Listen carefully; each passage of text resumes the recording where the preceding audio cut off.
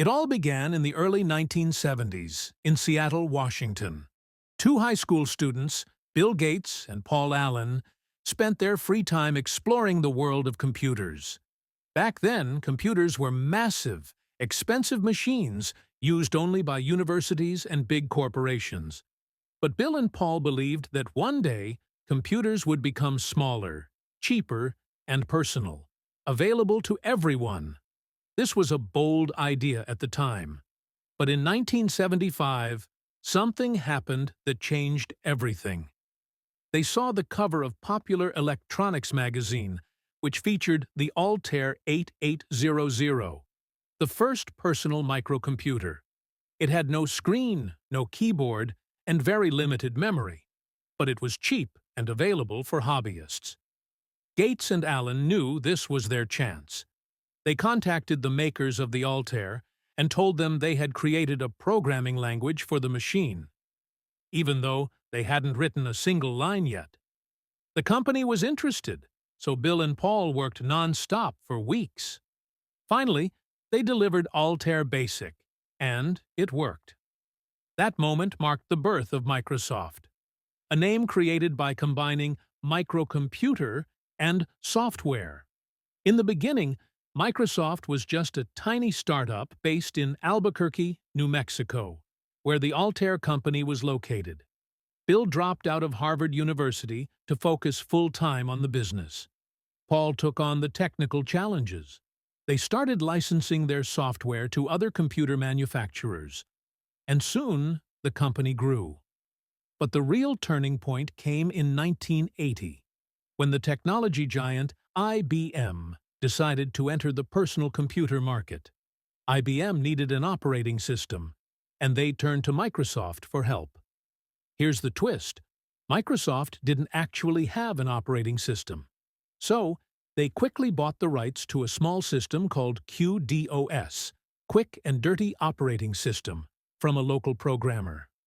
Microsoft adapted it, renamed it MS-DOS, and licensed it to IBM, while keeping the rights to sell it to other companies too.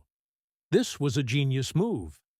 Soon, MS-DOS became the standard operating system for almost every IBM-compatible PC on the market.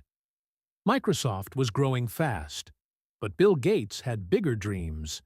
He wanted to make computing even more accessible. In 1985, Microsoft launched Windows 1.0, a graphical user interface that allowed users to click on icons and use a mouse instead of typing commands.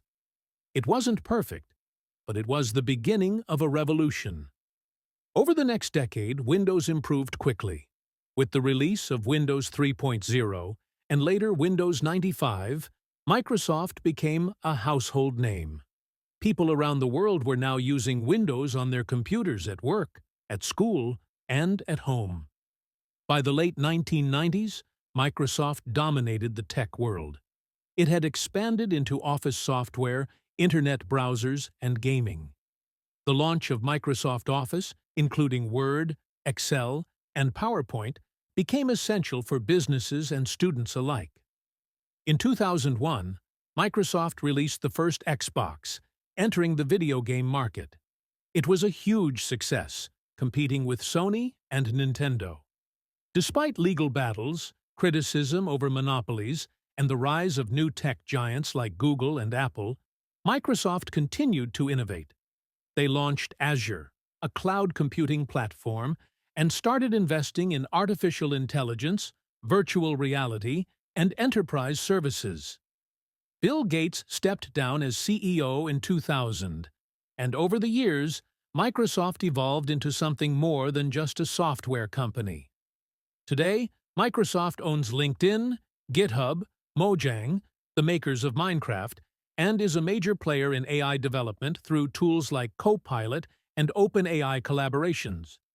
From a tiny company writing code in a dorm room, Microsoft became one of the most valuable and influential companies on Earth. But at its core, Microsoft's story is about vision, friendship, and believing in something that seemed impossible. The dream of bringing computers to every desk and every home. And they did it.